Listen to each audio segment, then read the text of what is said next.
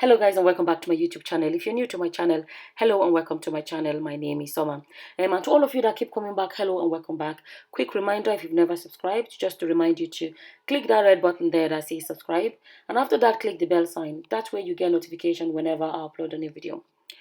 So in today's video, I'm going to be, sharing with you guys that Pastor Funke has finally spoken up. She has spoken up about this whole thing going on. A lot of people have been worried about the fact that a lot of the big guns, the big pastors, in the country have been quiet about this whole thing going on about Biodun and Busola Dakolo. And people are kind of to be honest, their silence is deafening at this point.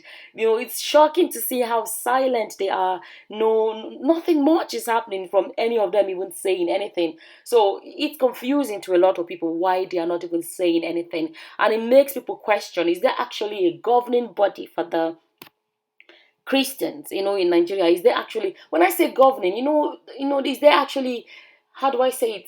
Is there actually a body that comes up to say, as Christians, we stand for this or we stand for that, or this is not representative of our faith as Christians?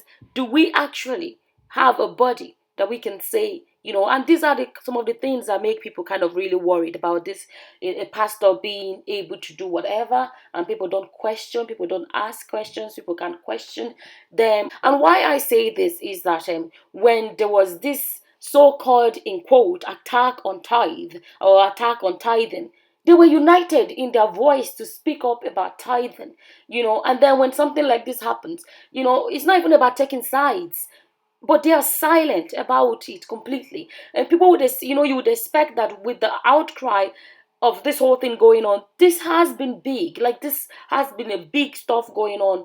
And, I'm not even saying they should come up to speak up against, for or against, but even to hear their voices about an issue like this. And they are completely silent. And like I said, this is big. You would expect their voices to be heard, to even speak up in any way, in any shape, or in any form. But, this is what people worry about, the fact that anybody can set up a church and do whatever. And, there is no real governing body that is monitoring, or that is governing what goes on in this so-called people that in situations like this.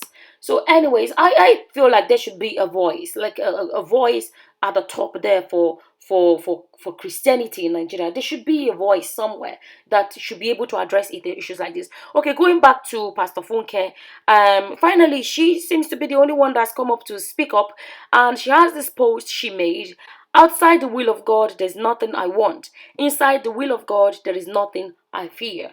And then in the post, then she wrote, the past few days have been heavy, not just in a general sense of national reckoning, but in a very personal sense. As some of us who Pastor Biodun Fatoyinbo, the founder of the Commonwealth of Zion Assembly, considers leaders and mentors in the faith, have worked quietly behind the scenes following the serious allegations made by Busola Dakolo.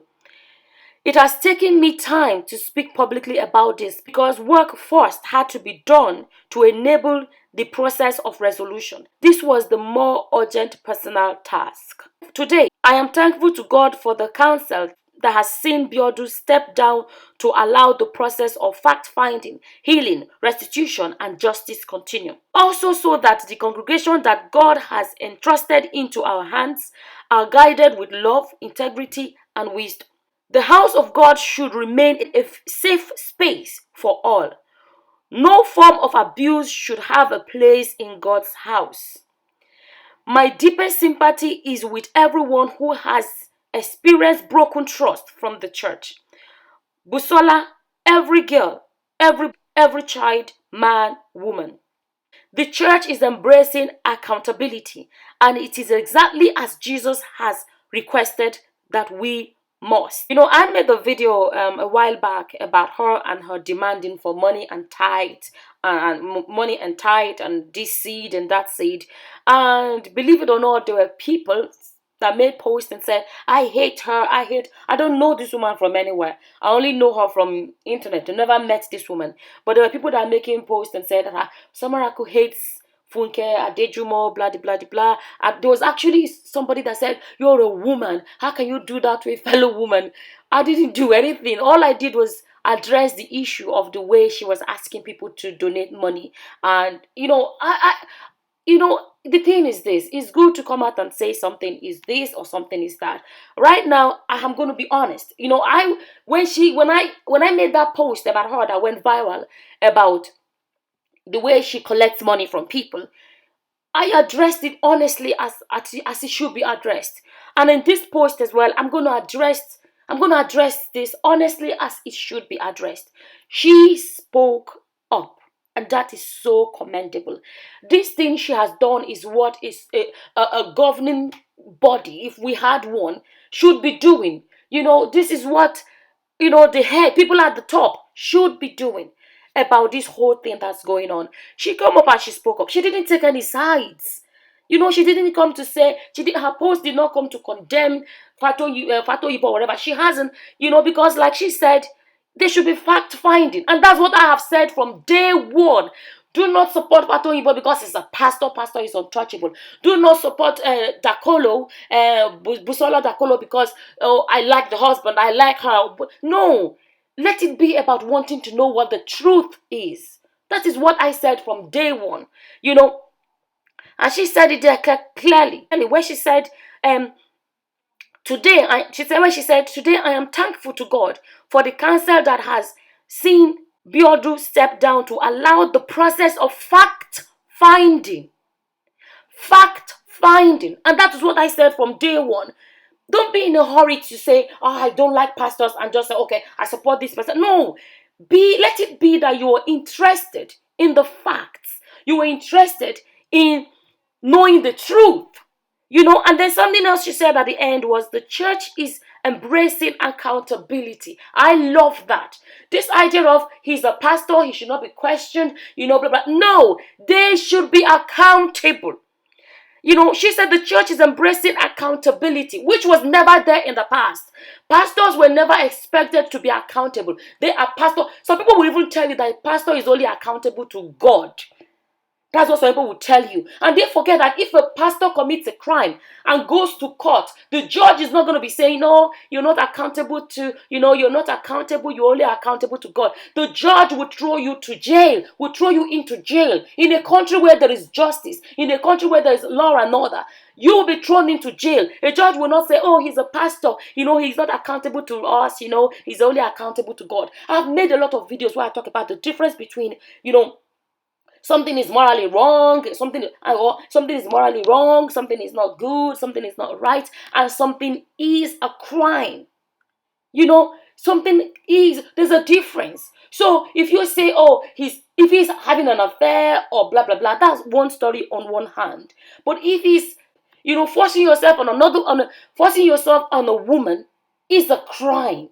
Having an affair is not a crime, it's a sin, it's between you and God. But if you force yourself on a woman, on anyone, it is a crime. And there's a justice system that should look after that. So she used the word, the church is embracing accountability. That is big. And she said, and it is exactly as Jesus has requested that we must. So maybe because it's coming from her as a pastor, as a pastor that some people respect, hopefully people will begin to get the message. Because when I say it, who is she? Or who is Samarako? Thank God it's coming from somebody like her. Maybe people would listen then. So those are the main things that I'm, trying to bring out from her post. Embracing account. She said the church is embracing. That is a sign that is something that is happening now. Embracing accountability. No pastor should feel above the law. No pastor should feel that they cannot be questioned. No pastor should feel like, oh, we are this. No, everybody should be accountable. And I'm hoping, because I keep saying this thing, whether Biodun is guilty or not, please God, let the truth be found out. But at the end of the day, I feel like one good thing that's coming out of this is a message to any pastor out there that is doing all these things, committing all these crimes, to realize that things are changing. people are beginning to hold you accountable. You are answerable to God on the last day, but at the same time, you are accountable. You can go to jail for what you're doing. And I'm believing God that this will be a big, strong message that will make a lot of them begin to think about their conduct. Right now, there is a pastor somewhere saying, I can't do this anymore because I may be next. If this could happen to Biodun Fatoyinbo, this can happen to me too. And I believe that the message is big. And I believe that this is enough to deter a lot of pastors that are doing these things that felt like they were touchable, to realize that they are touchable. They are not above the law. And I have to commend her for this. Like, when I made the post talking about the way she was demanding seed and everything from people, I addressed that because that wasn't right. I addressed that. But this time around, I'm happy to come out to say, I'm addressing this, and I'm going to say, what she has done is massively commendable. The fact that she came up and she spoke up about this is definitely commendable. And I just wanted to come here and share that with you guys. And with that, I'm just going to say thank you for watching. Until the next time, guys. Bye-bye. Bye.